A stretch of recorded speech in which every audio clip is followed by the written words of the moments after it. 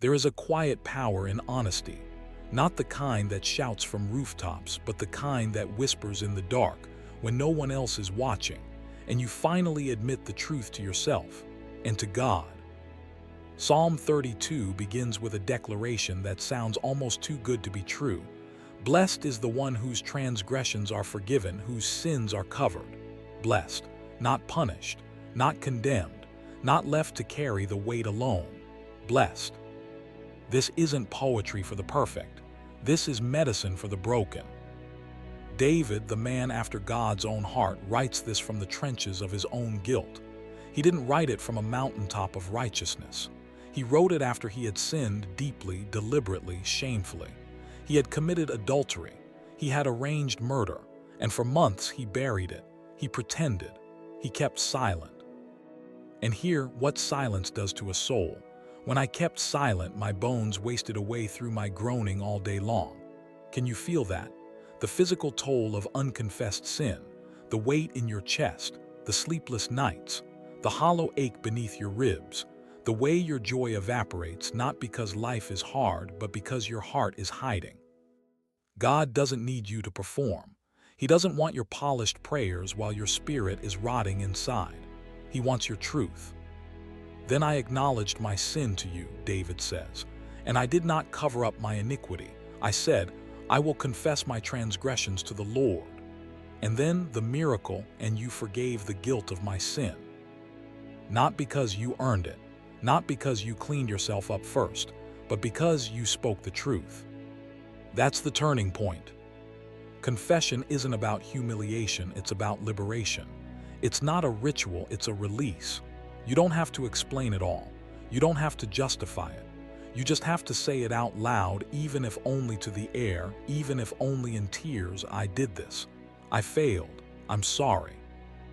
And God meets you there. He doesn't say, you should have known better. He doesn't say, how could you? He says, I forgive you. The next verse is breathtaking. Therefore let all the faithful pray to you while you may be found. There's urgency here, not fear but hope. A window is open. Mercy is available. Don't wait until the storm breaks. Don't wait until you're drowning. Come now, while He is near. Because when you come, truly come, God becomes your hiding place. You are my hiding place. You will protect me from trouble and surround me with songs of deliverance. Notice, He doesn't promise the trouble will vanish. He promises He will surround you, even in the middle of it, with songs. That's grace. It's not the absence of pain, it's the presence of peace. And then comes the contrast. I will instruct you and teach you in the way you should go. I will counsel you with my loving eye on you.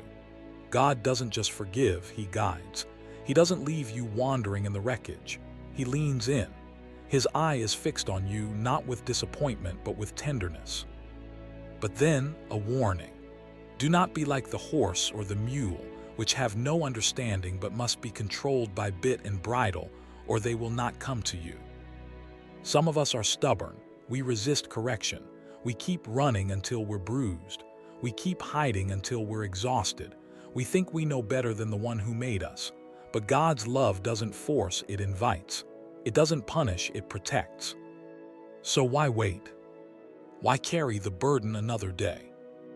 Maybe you've been holding onto something, a secret you're ashamed of, a mistake you think disqualifies you, a pattern you can't break. Maybe you've convinced yourself God's mercy has limits, that you've gone too far, that He's disappointed, that you've lost your place. Let this psalm speak over you now. You haven't gone too far. You haven't lost your place. You are not beyond redemption.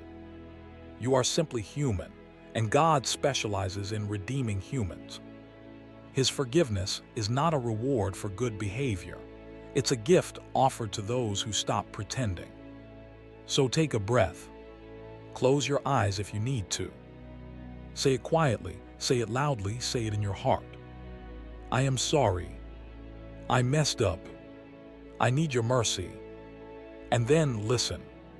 Because the moment you speak the truth, heaven leans down. And the Holy Spirit whispers back, not with condemnation but with calm. You are forgiven. Not someday. Not if you get better. Now. Right here. Right now. Your sin is covered. Your guilt is lifted. Your soul is free. And yes, you are blessed. Not because you deserve it, but because He chose to forgive. So walk in that freedom. Don't return to silence. Don't hide again.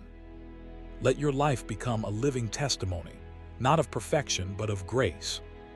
Because the same God who forgave David, the adulterer, the murderer, is the same God who forgives you. And He is waiting, not with arms crossed, but with arms wide open, and a song already rising in His heart for you.